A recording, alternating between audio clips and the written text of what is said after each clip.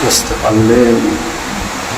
এক ব্যক্তি মক্কা শরীফে গিয়ে হজ না পাওয়াই তার মন দুঃখ বেদনায় ভেঙে যাওয়ার উপক্রম হলো। সে আহা করে এক মন ভাঙা চিৎকার দিয়ে উঠল।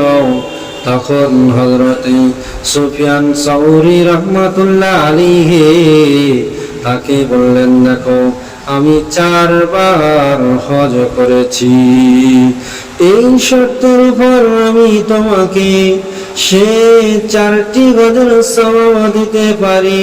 শর্ত হলো তুমি তোমার ইহা শব্দটির সকল সওয়াব আমাকে দিয়ে দেবি। লোকটি পরম খুশিতে এ শর্তে রাজি হয়ে গেল।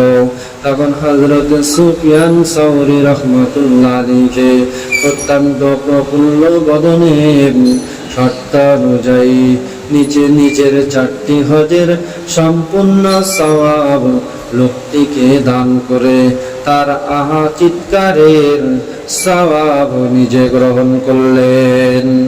সেদিন রাতে হযরত সুফিয়ান সাউরি রাহমাতুল্লাহ আলাইহি তিনি স্বপ্নে দেখতে পেলেন এক প্রশান্ত বুজুর্গ ব্যক্তি তাকে লক্ষ্য করে বললেন, ওহে সুফিয়ান, তুমি লোকটি থেকে যে সওয়াব অর্জন করেছ তা যদি আরাফাতে সমাবেত সমস্ত হাজিকে বন্টন করে দাও, তবু প্রত্যেকেই সওয়াবের দিক থেকে বড় ধনী হয়ে যাবে।